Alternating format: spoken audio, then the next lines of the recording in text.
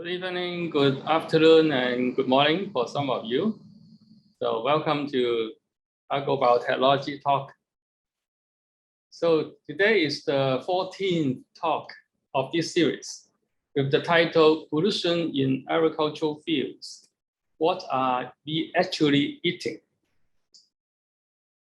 So it is the 14th talk of a series targeting to promote agrobiotechnology and enhance understanding of the potential application of agricultural products. We hope the series will inspire international scholars, researchers, farmers, and business in the agricultural field, as well as the interested public. First, let me introduce our speaker, Dr. Martin Tsui. He obtained his bachelor degree in science in biology, environmental science, and marine biology concentration from Hong Kong University of Science and Technology.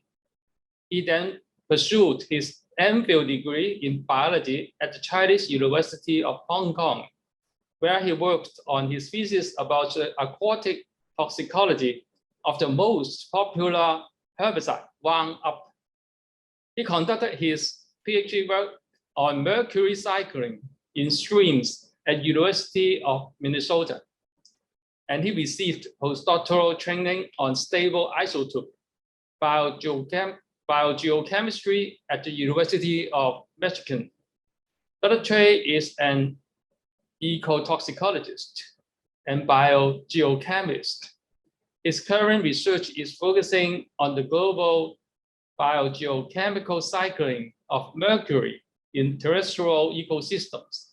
He has done extensive environmental research in Asia and North America for many years, and many of his work has been multidisciplinary and collaborative, tackling complex environmental questions. In the following presentation, he is going to give an overview on contemporary chemical pollution in the modern world and go over factors increasing the exposure of crops to these chemicals and provide an estimation of risk to our health as well as the field remediation approaches. Now please welcome Dr. Tsui to the floor. Martin, please. Yeah. Okay, thank you, Professor Lam, for the introductions, and also thank you for his invitation for me to give a talk in this lecture series. Welcome everyone. Let me share my screen. Okay, so I hope you will be able to see my screen. Yes, yeah. Okay, so today's talk is about pollution in agricultural fields. What are we actually eating? Besides that, I'm also going to talk about a little bit on what kind of chemicals, what kind of problems we are facing associated with agricultural activities. Yeah, so before starting the talk, I'll just give you a very brief overview about my research interests. So first of all, my current research is about mercury. So therefore, more or less in this talk, you're going to see mercury. Okay, so the very specific aspect. One is about geochemistry. So looking at the transformations of mercury or other elements using stable isotopes technique to differentiate different sources of chemicals. And also, most importantly, don't forget we have microbes. So they do transform and process these toxic chemicals. And then I also look at the toxic effect. So when chemicals are at higher levels, so they may pose some toxicities. So we want to look at how organisms uptake and eliminate these chemicals, and also looking at the toxicities. So finally, besides that, we also look at means to increase our environmental quality. So one way is to remove or minimize these chemicals or inactivate them, so making them less toxic. So by saying that, my research is not specifically on agricultural field, but definitely agricultural field is one of the most utilized, the areas, the lands are most utilized by human. So you look at this picture, beautiful places, a lot of sunlight, natural habitat. Why are we concerned so much? So besides these beautiful crops, so many of you recognize, are there anything else associated with them? Do you have any ideas? Want to say it? Just unmute yourself and say it. If not, I guess you have probably you have something already in your mind. So definitely there are countless of items associated with these beautiful crops. So what do we have? So definitely when there are plants, there are animals. Okay? So there are lots of insects. So for example, the pests. So we don't want them. So we want some ways of getting rid of them. And then also there are a bunch of microorganisms, for example, fungus, so causing a variety of diseases, and human. Also, we don't want that. So we have to find some ways to do that, to get them out. Of course, humans are very smart. So we invent a lot of different chemicals for different ways to get the pests out, to get the microbes out, for example. So we add the chemicals. So just to differentiate that, some chemicals are intentionally manufactured, purchased, and sprayed in a field. And some chemicals are unintentionally added to the field. So when I said intentional, it is something that we can control. When I said unintentional, more or less, sometimes we cannot control. Then the last one is something already in the field or somewhere from nature. So I call these as native chemicals. So you like it or not, as I always said, they are there already, maybe even human existence. So we are going to see some examples today, mostly on the right side, added chemicals and the native chemicals. The first one is nutrients. So farmers love, they're most concerned about nutrients because plants require nutrients to grow. So definitely, we have inorganic fertilizers. We use that all around the world. That's one way to increase our agricultural productivity. So the global fertilizer use, as we all know, has been increasing. So from this figure, since 1960 to year 2000, so we can see that both nitrogen and phosphorus increased linearly. At the same time, the amount of water is on the rise as well. So because for irrigation. So commonly, inorganic fertilizers consist of three elements. First is nitrogen. So could be in the form of ammonium, nitrate, urea, for example. And phosphorus, usually in the form of phosphates, is one of the bioavailable form of phosphorus, and also potassium. So nitrogen is one of the most concerned because we over-fertilize the natural environment. So I want to post this nitrogen cycle diagram here, especially want to point out that there are some natural fixation of nitrogen. So we have plenty of nitrogen in the atmosphere, but our nature can do some fixations. So making these nitrogen becoming bioavailable. So one is by lightning, for example. The other is by biological, microbiological fixation. So these could input some of the nitrogen to fertilize our land. However, we also add a bunch of commercial fertilizers. So that is approximately double the amount of bioavailable nitrogen to our ecosystems. So, however, most of the fertilizers are not going to be taken up by the crops or plants. So leaving a huge amount of them, I guess is around 70 to 80% loss to the environment. So you can think of where do they go. Some of them could be volatilized, okay, or could be denitrified and going back to the atmosphere. Some could be going back as nitrogen gas. That's a good one, but the bad one could be like a N2O, nitrous oxides. So that's a very potent, strong greenhouse gas. And then the rest of them, especially in the form of nitrate, could be lost to groundwater or surface water, causing a number of problems. So definitely you've heard about the term eutrophications. So it's a non-pond source of nitrogen and phosphorus. So both of them contribute eutrophications. So it's excessive growth of algae forming algal blooms. So global consumption of fertilizers, Asia is the biggest consumers of fertilizers. You can see from this graph, 1970 to 2030. So you can see that Asia is the one that's growing the largest in terms of using nitrogen fertilizers. Okay. So what's the problem of too much fertilizers? You may think of it doesn't bother to the plants, right? That's not necessarily true. I think too much fertilizers not just harming the environment, but also increasing the soil salinity, and eventually would impact some soil microbes.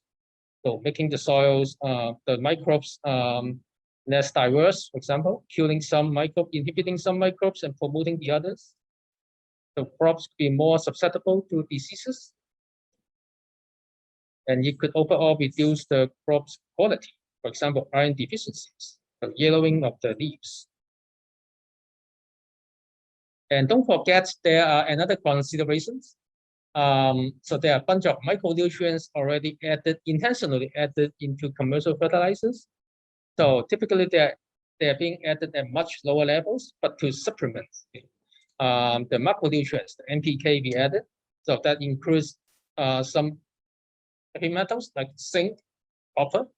So these metals, if not in a chelated form, for example, if not bind to EDTA or some other components, so they could be toxic to the plants as well. So therefore, over-fertilizing the land could increase the uptake of these toxic elements, toxic metals, plants. So you may also think of there are also other types of fertilizers besides the commercial inorganic fertilizers we just talked about. Yes, there are lots of choices. So for example, biosolids. So biosolids are widely used. They are many of them are treated sewage sludge. So basically, they're the return manure and crop residues. So going back to the soil as a fertilizers, or you can regard that as soil conditioners. So that helps to increasing the organic matter, increasing the eventually increasing the crop productivity. So where do we use the biosolids? So this is from US EPA. So approximately half of them is on land applications. So among that 51%, so 29% of that is to agricultural field. So I think this figure is from the United States. So you can think of around 30% of the crops receives biosolids as the fertilizer. So that could be a concern if there are any harmful substances in biosolids. So from one of the report that reported more than 500 pollutants have been detected in biosolids. It's not too surprising because biosolids are derived from treated sewage sludge. So it's entirely possible. But some of them could be at lower levels. Some of them could be not in a so-called bioavailable form. So they're not available for biological uptake, but some of them could be. So we are going to look at some examples of that. So this is a table I found from reporting heavy metals in biosolids from a wastewater treatment plant in Victoria, Australia. So this is reporting some of the heavy metals. So from 6 different stations, all of them are highly detectable. So one of them would be my interest here, talking about today, mercury. So mercury, and this is milligram per kilogram. you may just be not too surprised. I mean, they're already there, but I want to point out that 80 grams per kilogram is a very high concentration. So just give you a reference for mercury in background soils. That's approximately 0.05 to 0.2 milligram per kilogram only. Okay, so could be even lower than that. So therefore, biosolids contain at least 20 times, sometimes to 100 times more than background soil. So if you put the biosolids into soils, so basically you enhance the levels of mercury and other toxic elements by many times. So here, just want to talk about a long-term study with biosolids in Minnesota, USA. So this study, I think, is pretty interesting. They did that over 20 years. So over that time, they received the biosolids from local wastewater treatment plants. They found that the mercury levels decreased significantly. So from around 13 milligram per kilogram down to around 2 to 3 milligram per kilogram toward the end of the study. Again, compared to background soil, is still at least 20 times, 40 times to 10 times higher than any background soil. So it's still significantly higher. But what they did is they had a few stations. So they applied their 3 sections. One is control, the other is medium levels application. The other is high applications of the biosolids over 20 years. And then they collect runoff, soil samples, and grass samples. This is looking at the soil concentrations. So control is here. Sections having been influenced by biosolids is here. Simply looking at the scale of the 2 graphs are very different. So simply suggesting that soil receiving biosolids have much enhanced mercury concentrations. And then this is the snow melt runoff. Okay. I mean, Minnesota is very cold, and after a long winter, so snow accumulate and start to melt in the spring. So therefore, water will pick up some mercury from soil. So here, looking at increasing biosolid loading, they do see that increasing mercury concentration in water, and these levels are pretty high too.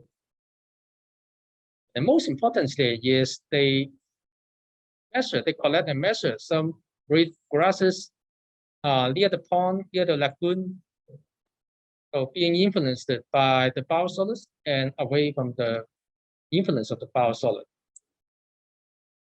And most importantly, showing that the biosolid, the mercury derived from biosolid is available. So therefore, applying biosolids could enhance the mercury, potentially extended to other chemicals that could be bioaccumulated into the plants. So therefore, the choices of fertilizers were very important, besides just promoting, enhancing the productivity. So we are going to say goodbye to mercury now, but we will come back later. So up next would be pesticides. So pesticides, almost all of them, we intentionally added to the land. So basically to control the unwanted pests. So there are lots of things we don't want in agricultural fields. Farmers want to increase the productivity. So, so therefore the use of pesticides are that main reasons. But pesticides are widely used. The group, this is a graph showing from early on, almost from starting early on when there's almost no productions of group pesticides, pretty much during or after World War II, and then it started linearly for the next 50 years. So to around 3 million tons per year. And after 90s, so that increased further. So basically, it's driven by the increasing use of pesticides by Asians, particularly China and India, and also Americas as well. So mainly USA. So using more and more pesticides over the last almost 30 years or so. But this seems reasonable. These are big countries, especially China, a lot big populations, so we use a lot of pesticides. And China is leading the pesticide use all over the world. So even you combine all these countries, maybe still lower, a bit lower than the total amount being used by China. So we keep using more pesticides. This graph is interesting because it's showing the amount of pesticide used per hectare. So yes, per unit area of agricultural fields. Again, showing that Asia is still number one. But if comparing to Americas, it's similar. We use approximately 3.6 kilogram per hectare. So compared to other continents, so like Europe, we are in Australia, so we are using at least double. And Africa is the continent using the least pesticides. But this is the world average, approximately 2.5 kilogram per hectare. So the good news is it's kind of plateauing. Hopefully, we are going to see some declining trend in the future. And then in agricultural field only, so this is including agricultural and non-agricultural fields. If you only count agricultural field, it's also approximately 2.5 kilogram per hectare overall. This seems kind of to spread off already. What types of pesticides are we using? So this depends on the time, depends on the continents. For example, in America, currently, herbicide is the most popular, more than 60%. In Asia, I think this graph saying excluding China, herbicides only account for less than 40%. And then they have fungicides, bactericides, and insecticides, kind of pretty close to each other. So therefore, that depends on the land, depends on the type of pest they are facing. That could maybe depending on the weather, the climate of each systems.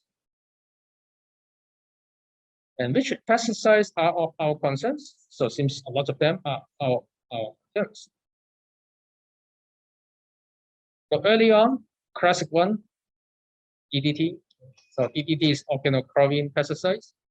So having 2 benzene ring, 5 chlorine atoms. So making DDT very hydrophobic, meaning that they love dipping. And DDT is also very persistent in the environment. So I think it takes at least decades to degrade, to disappear in the environment.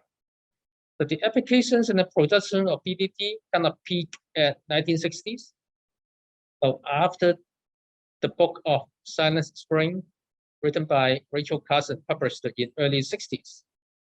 So raising the concern of the harmful effects of DDT and other pesticides. So the productions and application of DDT declined. So almost to after 90s, okay, is going to be very low. But I also have found that some African countries started to use DDT again in recent years because it's the effectiveness of DDT to control malaria, to control the mosquitoes. So therefore, some countries are still using DDT. So regardless, even nowadays, for continents like North America, they started using DDT for decades. There are still plenty of DDT in the sediments, in fish, in soils, okay, so in the field, because DDT takes really long time to be degraded. The other one is could be concern to colleagues in Vietnam is Agent Orange. So being used by U.S. military during Vietnam War, okay, to very large extent of the countries. Okay. So basically, they use the 2 herbicide mixtures, to my understanding, 2,4-D and 2,4,5-T. Okay. But during the productions, the so-called TCDD, a dioxin, extremely toxic compound, being accidentally produced. So therefore, they are not just spraying the herbicide, they were also spraying dioxins directly. So where do we get dioxins? So we could get dioxins from incinerators, extremely high temperature combustions. So therefore, you want to be away from incinerator, okay, because the dioxins could be a deposit nearby. So these are some pictures, 1969 in rural areas of Vietnam. So after being sprayed by Agent Orange by the U.S. military. So, but many of the plants can grow very quickly. And some studies also report that there's still a trace amount of dioxin even found in river sediments, in the fish they sow locally, they catch and sow locally. So, and dioxin, similar to DDT, is extremely persistent in the environment. So therefore, we expect certain areas in the country could still have the impact from dioxin. So these seems to be the past and only kind of occurring in some places, not everywhere. So we're going to look at least one example. Current is happening now. Glyphosate. So I did my master research on glyphosate. So it's of big interest. It's the #1 herbicide now in the world. Okay. So originally, okay, it's sold under Monsanto as Runup, but later on the patent expired, and then many other countries, many other manufacturers can also produce glyphosate or Runup or similar formulations. So it increases its use drastically. So this figure is showing the herbicide used in the United States and around the world.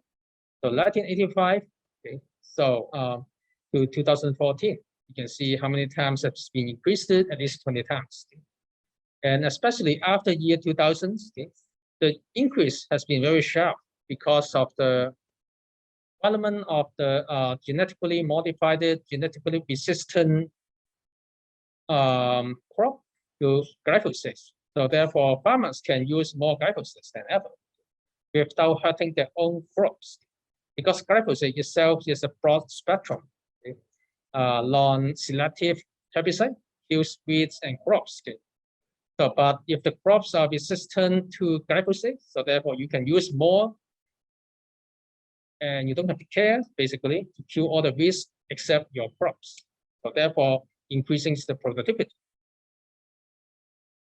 So Runup is definitely different from glyphosate. If you grab a bottle of Runup and look at its label, okay, at the back, so you can find that, for example, in this case, this is one of the more like a traditional Runup sold by Monsanto. Approximately 40% is glyphosate. So that's the main active ingredient. But glyphosate itself is quite water soluble.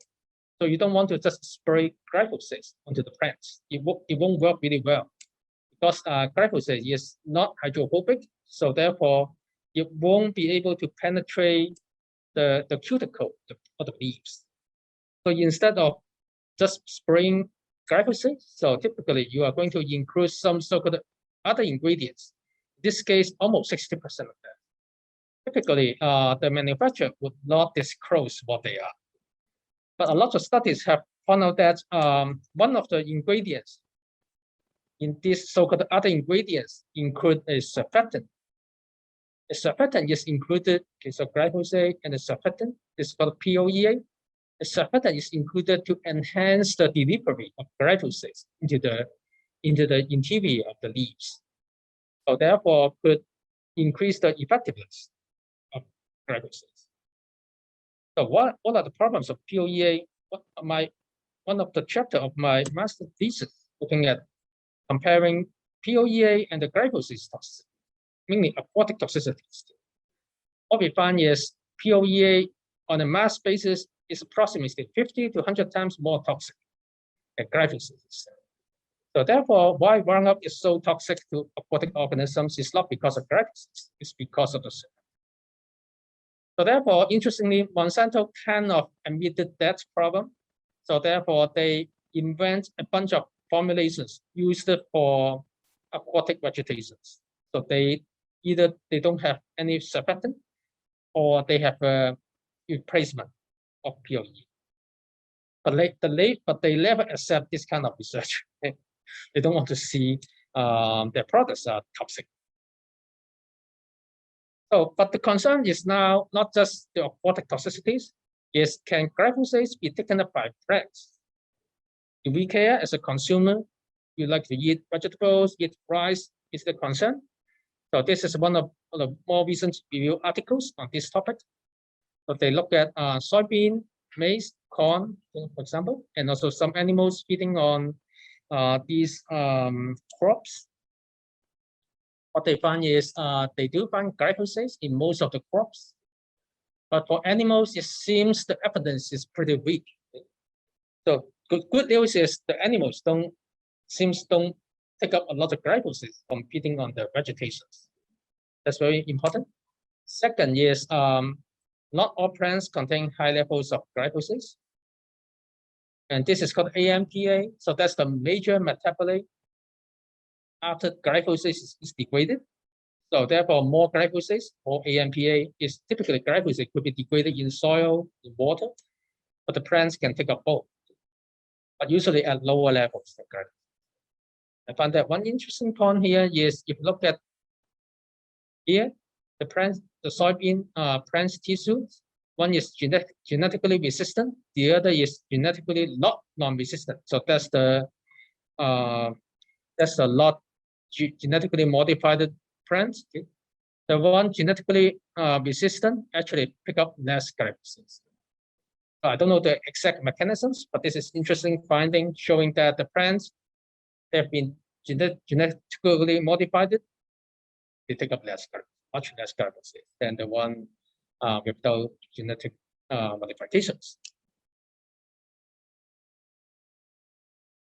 So here showing from U.S. Department of Agriculture, soybeans and corn, so both the proportion of plants having the herbicide tolerant seed increase on the pace after the development of GM food for glyphosate. And you can see that more herbicide tolerant or GM seed or GM plants being used, or glyphosate being used, glyphosate or other herbicides. And now on the market, this is 2012 on the market in the US. I'm not quite sure if that's still the same now, but at least seems like at least 90% of the soybean in the US is herbicide tolerant. For corn is 2010 is almost 70%. But that's not too difficult to imagine why farmers are using more glyphosate. And what are the biggest concerns of using glyphosate as a human being? So there have been a lot of debate in recent, I think, 4 to 5 years about glyphosate, because it's been highly suspected to have a number of cases about cancer.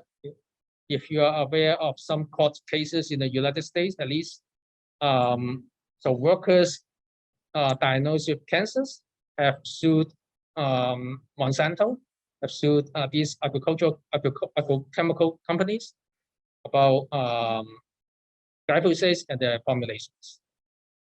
But we should be clear that the main reasons, even that could be carcinogenic, it may not be a big concern for most people. They just consuming crops because we are talking about workers in the field spraying glyphosate or other herbicides for a long time. Okay? But they could have high exposures from air, from their direct contact into the skin, for example. And from international agencies for research on cancer, kind of putting that up, glyphosate has sufficient evidence in animal studies of toxicities and oxidative stress. But for human, causing lymphoma is very limited evidence. So therefore, it's still not very definitive about its cancer-causing effect. So after looking at some pesticides, so let's take a look at some native chemicals. Okay? So by saying native chemicals, I mean metal. So remember, metals are elements. Okay. So they exist the earth even before humans' existence, and so they are already present in soil. They are already present in air. Here we are going to look at how some agricultural activities can change some of the metal properties. So we are going back to mercury here. So mercury is a very trace element. Okay. But why we are concerned about that? So looking at this diagram, this is a log scale. Iron, okay, and the earth crust is pretty abundant. Okay, so even more abundant than carbon. This is one of the metal. Copper. Okay. So copper is already at least 3 to 4 orders of magnitude lower than iron. As we look at lead, lead is about the same as copper, same order of magnitude. But if we look at mercury, mercury is here. So mercury is around 2 to 3 orders of magnitude lower than lead. Okay. So if you think lead is a toxic, mercury is also toxic, right? So, but why we are so concerned about mercury if its abundance is so low? So mercury is a global pollutant. So it has some, here just talk about briefly its properties and some anthropogenic sources. So delta amalgam, so peeling, dental peelings have mercury. Fluorescent bulbs, if you're still using fluorescent bulbs, now lots of people use LED lights. Fluorescent bulbs have a drop of mercury. Coal combustions, that's one of the major sources of mercury in the environment. And gold mining, for countries having gold mining. So definitely mercury is another source. So currently around 25% from coal combustions and 40% from gold mining. So this is a anthropogenic emissions of mercury. So you can see that Asia is hotspot and some very spotty locations in South America, Africa, Southeast Asia. So they are of different origins. The one in China, for example, Europe and North America is mainly driven by coal combustions. And for others, gold mining is playing a major role of causing mercury emissions. So more mercury entering the vegetated ecosystem, that would be the same for agricultural systems. The plants will also pull down some mercury from the air. But mercury in the air could be in the form of aqueous solution in rain, so we call wet depositions. The forest land, for example, would increase more mercury deposition, we call dry deposition. Mercury CO is the gas in the air. The mercury enters the plant as a mercury gas through the open stomata. So once inside the plant, it binds the sulfide group in a protein inside the tissues, or we call organic matter. Typically, forest has almost 5 times more mercury than an open land. For agricultural land, we've never seen any studies doing that, but we think could be intermediate between so-called open land and forest land. So once mercury is in the environment, so under reducing conditions, like in surface sediment, the so-called inorganic mercury could be methylated by some anaerobic bacteria. And this bacteria will make the so-called methyl mercury. Methyl mercury is the most toxic form of mercury. And methyl mercury could be getting into the water column. Some of them could be photodemethylated, okay? and that methyl mercury going back to inorganic mercury. But if not degraded, methyl mercury can get into the food webs and biometalify many times. So compare that in human to methyl mercury in water or in the environment. So typically it's approximately 1 million to 10 million times higher. So therefore, it's a worldwide concern of consuming fish on mercury. And some of the deep ocean fish like tuna has extremely high levels of mercury. So therefore, picking the right one for you is very important to avoid mercury poisoning. And you may think, oh, this is mercury is associated with fish. Why we care about that in agricultural systems? it wasn't aware. We were not aware until almost 10 years ago, from some Chinese scientists. They discovered that mercury in rice is another exposure route, especially for some inland inhabitants. They don't have access to marine fish, for example, so they eat a lot of rice grown locally. They found that they use a variety of means to show that their body mercury is derived from rice, not from eating fish. The rice paddy, if you look at that, okay, this beautiful places, okay, it's like a wetland. A wetland meaning that potentially the soil is highly saturated with water and also highly anoxic, without much oxygen. So let's look at where do we have rice productions. Definitely Asia is I think the most rice productions all over the world, led by China and part of the South Asia and Southeast Asia as well. And also in some other continents, they do exist, but at much lower levels. So what happens to the plants? Okay? How do they make the practices making mercury more toxic? So after almost 10 years of studies, okay, so scientists started to understand now how that could happen. Just in general, the inorganic mercury in the soil that could be derived from fertilizers. For example, if the farmers use biosolids, okay, so that introduce some inorganic mercury. The soil itself has some inorganic mercury already, and the air could have some inorganic mercury.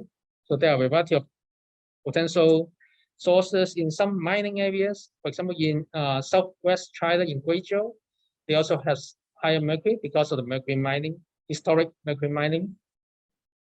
But the anoxic environment could convert the inorganic mercury to methylmercury by the same procedures, same steps we've seen in aquatic systems. The methylmercury, once produced, could be taken up by the roots. Okay? It's not from the air, it's from the roots into the plants and being translocated up into the grain. So that's how the rice could pick up the toxic methylmercury.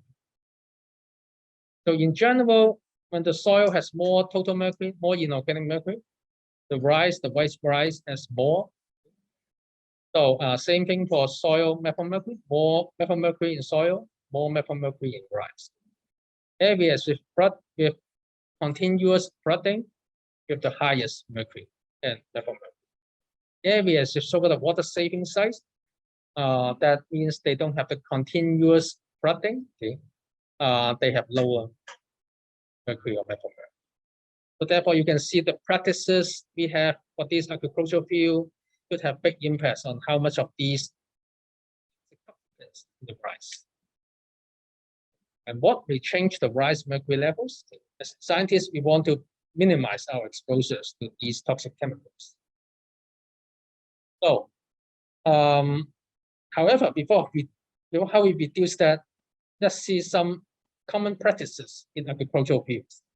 One of that is the return of the rice straw. For farmers, okay, so they consider that returning the rice straw would help to increase the soil organic matter, increase the nitrogen availability, the nutrient availability, and also scientists found that the return straw can help to reduce the soil pH a little bit as well. These have been found to be healthy, but one paper suggests that for mercury, it's the opposite. So the straw amendment or the return straw actually has been found to increase the methylmercury production, and finally increase the amount of methylmercury in the rice grain. So here are the pot experiment. Okay. Control CK, RS is the return straw. After 31 days, you can see that the return straw treatment has more than about 50% higher than the one of the control, although it's been lower, okay, the soil methylmercury later on. So when methylmercury is lower, potentially it will be either due to the uptake by the plants or by some microbial degradations inside the soil.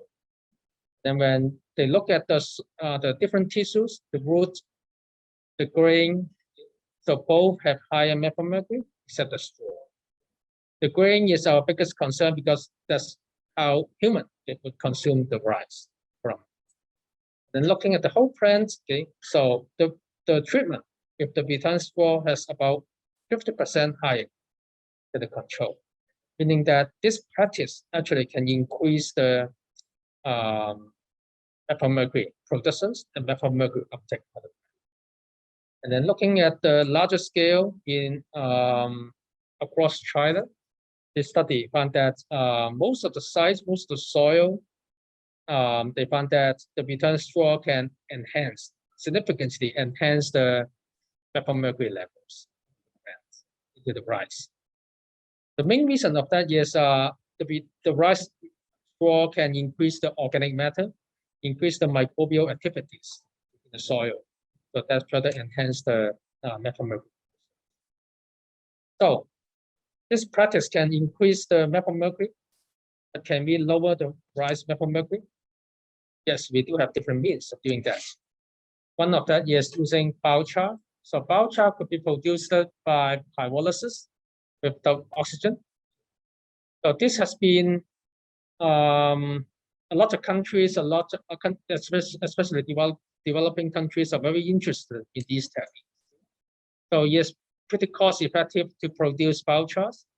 Biochars could supply some nutrients to the soil. At the same time, it's been found to be very useful to reduce pollutant uptake, pollutant bioavailability. This one looking at rice straw derived biochar, just using the same rice straw from the field and then convert them to biochar and we apply into the field and see what happens. And this study looking at the grain, the straw, the roots, and the whole plant. The control treatment receiving low amount of biochar, 1%, treatment receiving high amount of biochar, 4%. With rice straw, in all cases, you can see that increasing the amount of biochar will reduce the amount of methylmercury in plants. So that means in the rice, for people to consume, to eat, the level of methylmercury decreased significantly.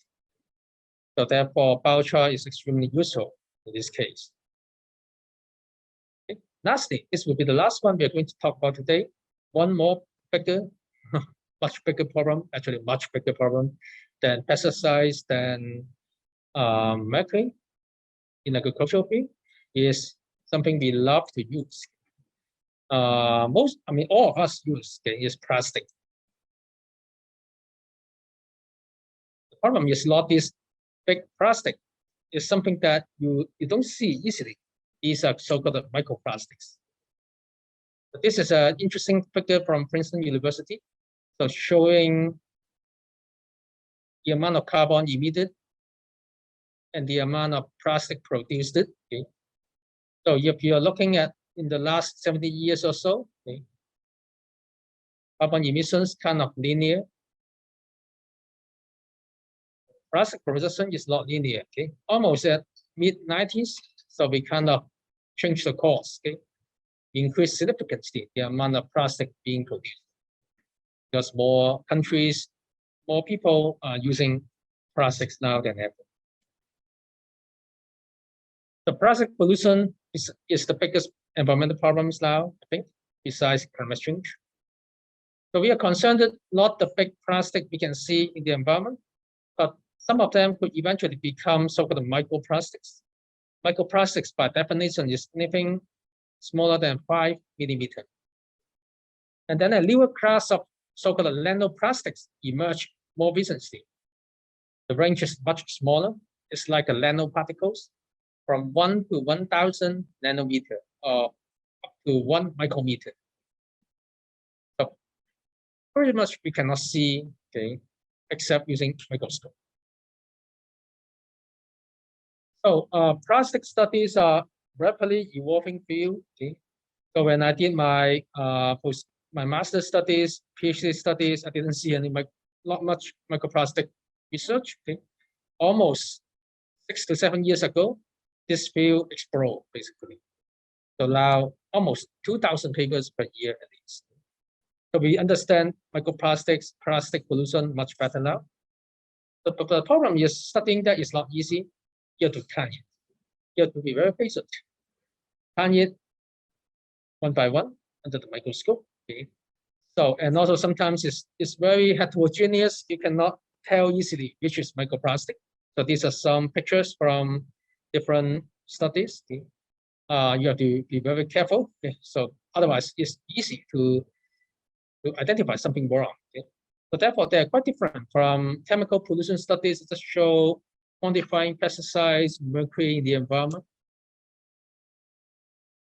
It's been well documented in the oceans, the marine systems, coastal systems. Okay, so even in the North Atlantic Sargasso Sea, so report showing some, not extensive, but some microplastic pollution, and also as far as the Arctic sea ice, so microplastics are there already. We don't know much about the terrestrial systems, especially the agricultural fields. So one of my former students from Pakistan, before he came to study before, he took some pictures from his hometown in Pakistan.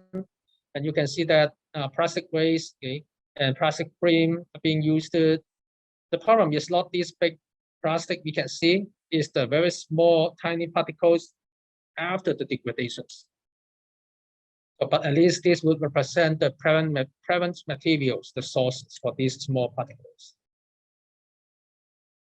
The biggest concerns to agriculture, I think, personally, I think, is that this integrations of macroplastic, the big pieces of plastics, whether they could be taken up by the plants, whether humans we would consume them. Or alternatively, whether these could influence the growth of the crops, because that could also affect our crop or food security. It could also impact humans. So can microplastics get into the plants? I think this is one of the biggest questions in the field now. There have been some evidence I'm going to show you. So a couple of papers in the last 2-3 years showing that very small microplastics, as small as 0.2 micrometer or 200 nanometer, so they could be taken up by plants, okay, reported under controlled conditions. And then a few papers also think it's possible that microplastics can bypass the plant cell wall and membrane and getting into the plant. So lots of things are hypotheses.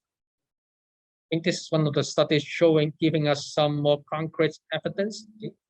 So showing that microplastics are able to get into the roots, some of them getting stem and the leaves by translocation using fluorescently labeled beads, polystyrene beads.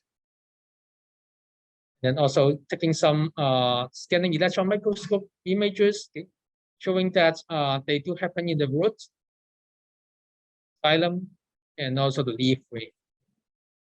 So this seems very clear evidence. So far, we are not aware of any studies documenting microplastics inside the crops of the field. Okay. So that may, some groups may be doing that now, but seems a pretty challenging task. The second question is, can microplastics affect the performance of plants? So there are different ways that microplastics could affect the growth of the plants. Firstly, most importantly is microplastics can affect the soil microbial community and also could affect the root growth. So that could eventually affect the growth of the plants. But there has been a couple of studies recently on that topic. One of that I think is pretty interesting, showing that first, microplastics can change the soil bulk densities. So when you change the soil bulk density, you could change the water saturation, or how much water could be drained, how much water could be kept in the soil. And then it could eventually affect the plant performance. And also it could change factors like processes like evapotranspiration, microbial activities. So these are already very complicated when you add up together, and that definitely there will be some effects of that. Eventually, they found that they did these control studies that could affect the root biomass mycorrhizae. Okay, so affecting the fungal infection. Okay. This is, I think, is pretty interesting. Okay, it's looking at some of the added microplastics could change the nitrogen content. Okay. This one is called polyamide. This is the structure of polyamide and with nitrogen. So when you add polyamide to the soil, you fertilize the soil with nitrogen. So therefore, somehow promoting the growth of the plants. In this case is the onion. But these experiments, I personally think they're still too artificial. But this is interesting figure from the same paper showing how they did this experiment. And you can see that they're mixing approximately 2% of the soil fresh waste. Okay? And you can see that how much of the microplastics are inside that treatment. Okay? My colleagues and I always talk about that. It seems it's impossible, okay, for the lateral environment to have this amount of microplastics. Okay? So therefore, these are good to show that it's affecting or microplastics could be taken up, but so far there's still no evidence showing that at the field level. So are microplastics everywhere? Yes, not just in places, I mean, we are nearby, humans are nearby, but in this study in a remote mountain in Europe, high altitude, they still find microplastics from the air. Microplastics can be airborne, very small one, and then deposit everywhere.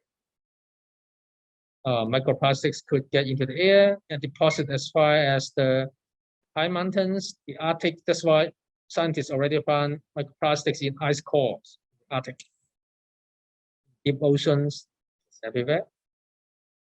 Next question is, again, this is only through some modeling calculations only, showing that humans consume a lot of microplastics already. This is an interesting study, raising a lot of media concerns, I think, when they published it. Showing that, okay, so this is how an average adult male is, so how much microplastics are consuming. Just by breathing the air, you could take up on average 200 pieces of microplastic per day. But if you wear a mask, definitely that could reduce that. So water, if you drink bottled water, you're exposing more you're exposed to more microplastics than if you drink tap water. If you eat seafood like fish, definitely they pick up some microplastics from the ocean. So you pick up, when you eat them, you can pick up them. Because microplastics has been shown to be getting into the muscle tissue. So you can see that from this graph, we don't have any data in crops. Okay? So therefore, this is a big gap, data gap, I think could be an interesting research areas in the future. So adding that up, we are exposed to a lot of microplastics. So this is again from the same study showing that if you drink bottled water only, versus if you drink water from tap water only, you expose 90,000 particles each year versus 4,000. Because tap water has been shown repeatedly to have microplastics as well. Therefore, a quick summary. Crops, aquaculture, farming, aquaculture, okay, poultry, all contribute to a variety of chemicals. Okay. Although today we just talk about agriculture, so but human, we are definitely increasing a lot of chemical exposures to these systems, and our activities, okay, could change the course of these chemical eventually with hitting back us to human. Okay, so good or bad, we have pesticides, but we are also afraid of pesticides. So therefore, that's something we should think about and how we change these. Thank you so much. I would be happy to take any questions. So I hope that there's not too much echo now. So before we taking any questions, I will invite all the audience to open your video and we take a couple of photos together before we start the Q&A session. So please show your face. Yes, just let us know who you are. Okay, I see people from, oh, I see Nico from, you are in US, but you are originally from South Africa, right? I see quite some friends from Vietnam. Okay, so please turn on your video. I guess I saw someone from Panama. Thank you. So we have friends from everywhere. So yeah, let's follow call, right? Please turn on your video. Now we took some photos. Joanna, please. Okay, so ready? 1, 2, 3, smile. Okay, Very much. done. Now we start our Q&A session. All right, so anyone want to talk? Oh, actually, George has a question. So, George, do you want to ask yourself? Hello, hello. Can you hear me? Can you? Yes, yes. Please go ahead. Yes. Thank you very much for your interesting and informative talk. Yeah, thank you. As individuals, what can we do to protect ourselves from the microplastics pollution? That's a good question. Big question, I think. One of the biggest questions we are facing. Honestly, I don't think we can do much now. But I think some researchers, what they're doing is they are going to look at how microplastics or plastics can be degraded. So now the plastics could stay in the environment for a very long time. When they stay longer, so they become smaller. When they become smaller, that means the chances of getting into our bodies are higher. So a lot of big plastic bags, we are not concerned about that. We are concerning the tiny particles. So, but I think for now, yes, it seems we have very little bit we can do. Of course, we can reduce the amount of plastics we are using, but some scientists also suggest that it's too late already. So we've been using plastics for maybe half centuries already. So there's already a lot of plastic waste, a lot of microplastics are already out there. So we can, it's like carbon emissions, right? We have a lot of legacy carbon, legacy mercury, say. So therefore, maybe we are too late, maybe not too late. I think your question is, no one can answer definitively. Yeah, but that's a very good question. What we can do. Yeah. So Most of these research are just to understand. Yeah. I think. So do you mean reduction is sourced cannot help now? Same for carbon emission. Even we are doing so the carbon neutral, we still have plenty of carbon, potent greenhouse gases already in the atmosphere. Yeah. So and that would help. Okay, so reducing the use of plastics would help. But the one that I'm talking about already in the environment, so they are still being degraded more smaller particles. When they become nanoplastics, very fine one, so it could be very easily taken up by organisms to our understanding. So therefore, for your question is, I think it's very unfortunate, very sad to say that it's not much we can do now. Yeah. But we understand more. So that's the problem. We understand more, we know what's the problem now. Okay, thank you. Thank you. Yeah, thank you. Thank you, George. So, Albert, do you have a question? Yeah, I actually, it's a very touching subject. One of the reasons why I became a biologist is really because of Silent Spring. And I read the book and it's very scary about the DDT. I actually very similar to George. My question is that I was yelling at a couple of my partners because they finished half of the bottle of the water bottle, and then the other half they want to throw it away. I say that, well, you're wasting a lot of plastic. So my question is related, and I think that the speaker already answered that. Is too already we are going too deep in the field. It's very hard for us to retract, but I had to defend a lot of those like plastic and so on, because I'm an epidemiologist as well as a virologist before I became a lawyer. So in a way, all these posts like earthquake or whatever, you would always see the surge of infectious disease. And the plastic bottled water actually help us to eliminate a lot of those. And so how do you really balance it? And I think that the advancement of the science is, I was hoping that that our speaker can actually guide us in some trend of how, what can we do? And so I am the one who impose. I go to every of my associates, all the lawyers, room to collect their paper, to collect their plastic. So it was commented by Professor Chow, King Lao Chow. He said, the kid, you can try all you want. It's just like not going to be helpful. You're just really having you feeling better. And so what is your comment? And what can we do as human race? Yes, thank you for your question. Yeah, I always tell the students in my class, attending my class is a lot of fun because you're going to learn a lot of problems, okay, all around us, especially in this current time.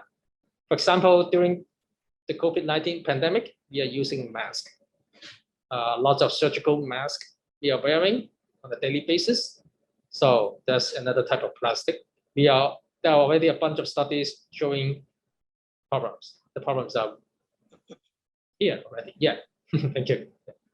So I've read a lot of articles, but seems no one can say anything to solve the problems now. But seems like we are using more plastics than ever. Some of other chemicals we can reduce. For example, mercury emissions, we are going to control. Carbon emissions, we are going to control, right? So there are lots of intergovernmental or international collaborations on these topics. But for plastics, I haven't seen anything very concrete, anything very effective. For example, straw replacement, using paper straw now, there has been a lot of movement, social movement in recent years. I've also came across a couple of news reports from CNN, for example, using paper straw will not help. You're talking about just one tiny piece of straw. So we are still using a lot of lunch boxes, okay, disposable lunch boxes, disposable plastic bags. Actually, I don't think we are reducing, we are using more, especially during the pandemic time. Yeah. So as you said, maybe the mask save many of us, right, save our lives. At the same time, it creates more problems, but the problems may be something we are going to see in the future. When the mask start to degrade, right? So we are going to see the problems. Yeah, So I have some sort of like related but different question, but I would use it to other people. But about the pesticide, the DDT, are we into more the biopesticide, or what about this chemical biodegradable? Which one is should be our trend? Yeah, thank you for your question. Yeah, so now as we have more toxicological studies, environmental studies, so that gives a lot of pressures to these agrochemical companies. So first of all, they hate to see us. They hate to see environmental scientists because our data are always against them, like that. So they also hire a lot of scientists, the so-called scientists, to produce data. They are positive to them. So first of all. So therefore, there are sciences, they are either reliable or very biased. So, and some chemicals, they are, because there are some commercial interests, so therefore the science is not pure. Sometimes we said that. And also, that's true. Some chemicals are becoming, they can't keep replacing the chemicals with more biodegradable, more environmentally friendly. So they try to package it as that. But don't make us wrong, many of these pesticides are still harmful. Think about that. If they are harmful to the insects, to the plant in the environment, so they must pose some kind of toxicities. So, but that may be toxic to us, maybe not, right? So therefore, adding these chemicals, synthetic chemicals, mostly still be harmful to our environment. More harm than, more harm than anything else. Yeah. So I have technical questions. whether it's possible or not. Now, compared to using landfill to take care of the plastics, how about incineration? Good, cost less, plastic particles released, we just burn it. That's my first question.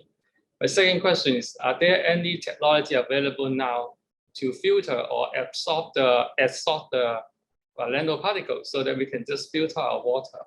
So do you know anything about that? Yeah, thank you, Huaming. Yes, incinerations with good capturing, because I think the nanoparticles, nanoplastics, they have a chance to be escaped from the incinerator. So if not burned entirely, so that could become an air source. But if there are some technology that I don't know at the moment that could capture these nanoplastic, nanoparticulate materials, so that may be one way to reduce the plastic pollutions in the environment. But again, there are lots of people that are against incinerations worldwide because the production of dioxins or other very toxic chemicals. So therefore, it's not easy. It's not easy. You want to do a large-scale incinerations. So for your second question is about water filtering. And also, I think there are some research now, for example, in Singapore, there are some startup companies already show that using certain types of worms, so they could ingest the microplastics or plastics entirely, degrade these plastics, convert them to organic matter, becoming part of their tissues.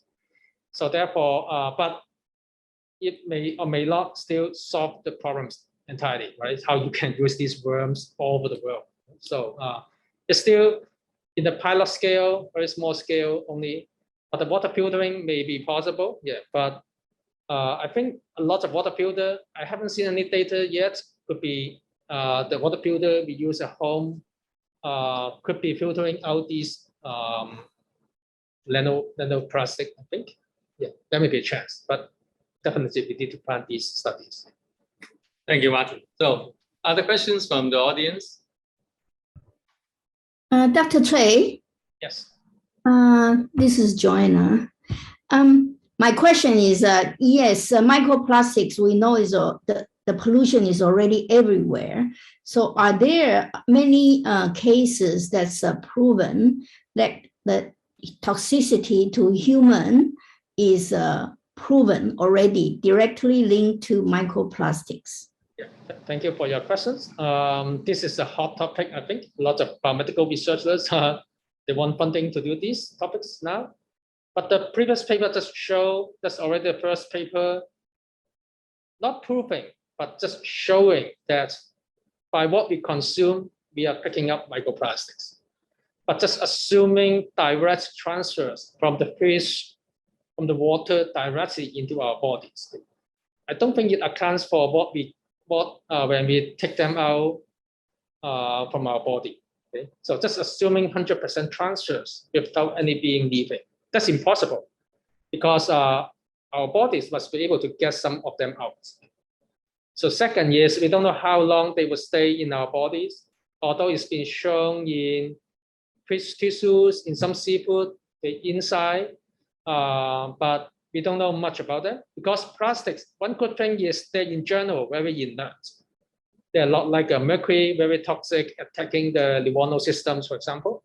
So therefore, we still don't know much about plastics. And also there are different types of plastics, different shape, different sizes. The other thing we are concerned about microplastic or nanoplastics is they're so small, they could absorb, because they are very hydrophobic, they could absorb a lot of other organic pollutants like dioxins. So therefore, they kind of concentrate these toxic chemicals, and we are concerned about how these toxic chemicals can affect our body. So therefore, there are multiple things we are talking about when we are concerned about the health effect of these microplastics. But this is a very hot field now, I would say. Yeah. So a lot of medical researchers are looking at that now. So another questions? Matthew, can you undo yourself? Yeah. Good morning. Professor Tsui, I appreciate very much your presentation. Yeah, thank you. it's very obvious that when the population grow, people are consuming more food of all kind, and we are using more fertilizers and pesticides. Mhm. Can you give us some idea about the trend of the people who are applying more organic fertilizers? Yeah, thank you for your question. Definitely, it's a big trend. So when I lived in the United States before, so-called organic farming, organic food, really popular. Okay? And same thing now in Hong Kong, I believe. I'm now in Hong Kong, so organic farming start to emerge now. But the problem is, to my understanding, is it's still very small proportion only. And also the other problem is the cost is expensive. So for example, in the United States, you can find those, usually the price around 30% to 50% at least more than the same product from receiving inorganic fertilizers, potentially receiving pesticides. So therefore, the majority of people won't be able to afford that. So, but I think it's the global trend, but given a lot of uncertainties in our society, for example, including the economy, is still only certain people privilege only. So therefore, I hope this would become the global trend, so that could also help our environment. But to me, okay, at least to the next 50 years or so, is still dominated by the uses of inorganic fertilizers and pesticides. I mean the non-organic farming, or sometimes I call it inorganic farming. So still the dominant way because of much lower costs. And also don't forget the fertilizers and the pesticides that these are gigantic companies, they won't let them go easily. They still want to keep their business for years or decades. Okay, appreciate your answer. Thank you. Yeah, thank you. So George has a question. So in terms of plastic production and consumption, how does China compare to other countries in the world? Do you have any? Yeah, thank you. Yeah, interestingly, there are way more plastic research now in China, I think, than any other countries combined. So definitely we've seen pretty serious, I think, in China. Unfortunately, okay, I'm Chinese. So and a lot of organic chemicals, same thing, is we're talking about orders of magnitude higher than other countries. Same thing for nutrients. And yeah, so definitely yes, affecting health of local citizens. That so far I understand. Yeah, but it's really hard to compare directly. Yeah, because researchers usually they're looking at places like wastewater treatment plants. Okay, so so therefore, but for an average person, you won't live next to the wastewater treatment plant, for example. Okay? So therefore, a lot of these data could be biased, I would say, and it's really hard to compare directly. But one thing is sure is there are much more studies in China than other countries. Do your slides contain any information on that? Your PPT? Yeah, my PPT does not contain just comparing China and other countries, but China definitely is using more plastic now than ever. Yeah, I see. yeah. Okay, but I want to have another technical question. Right? Recently, there's a lot of hope putting to hydroponics. So in terms of water use and also chemical use, because it's a closed circular system. So it's supposed to be every droplets of water and chemicals should go to the plant. And in terms of this closed system, so less pests will come in, less disease. So you use less pesticides and fungicide, other things. Will be an alternative to use hydroponics that will prevent the leakage of the chemical to the environment? Yeah, thank you for your question. Definitely, I think hydroponic system, closed hydroponic system could be one way to go. Yeah. Yeah, if the systems are free of plastic or degraded plastic components, for example, free from pesticides. Okay, if the closed systems are well aerated. Okay, so it's very likely you would reduce. I won't say completely remove. Okay, minimize the exposures to microplastics or pesticides and other chemicals. So I think this could be interesting experiment, research topics to pursue in the future. Yeah, because I think due to climate change, a lot of open land agriculture has high risk. So many of the farmers, when they have money, they turn into indoor cultivation using hydroponics, using multiple layers. Yeah. Like in the US, there's many of these big greenhouses being built. So I just imagine if they're using a cold system, they will save all the waters and they just use the chemical lead. Yeah. So one of the problems of fertilizers, they leak to the environment through underground water and also emission to the air. So using a cold system may be a way, in addition to the organic farm, that may help a little bit. So that's my imagination. So yeah, sure. Yeah, this could be future research. Yeah, definitely. yeah, any more questions from the audience? Oh, so there's somebody here. Yeah, please just speak. Yes.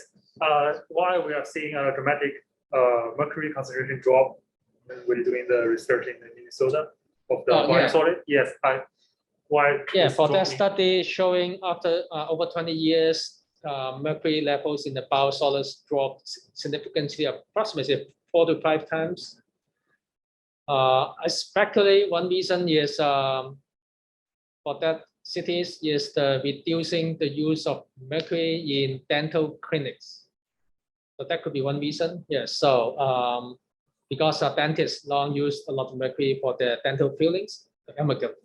So, but it's been highly promoted to cut down, mercury. This could be causing one reason.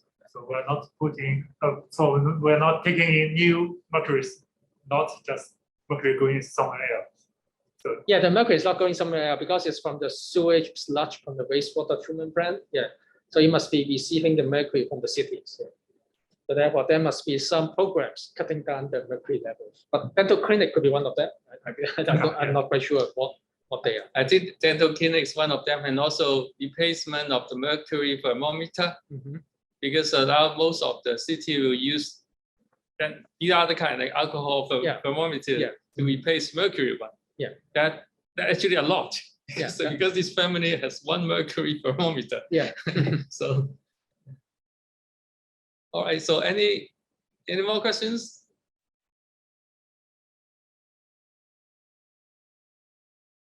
Okay. If I do not hear any questions, so thank you, Martin, for giving this talk. Right. So also thank you everyone for active participation. Now we need to do some advertisement. Our next talk in January 2022 already will be on the bioactive compounds in crops, given by Professor Jack Wong from this university.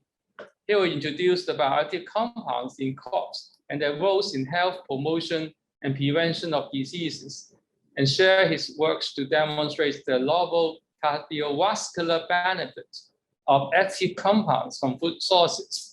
So if you want to have a good health, use your cell phone to scan the QR code and register. And Joanna of my team will also send you the email for registration later. So I hope that we will see each other again next year to celebrate the beginning of the new year. Okay, so with that, I thank everybody for joining, and talk to you later. Bye-bye, everybody. Okay, bye-bye.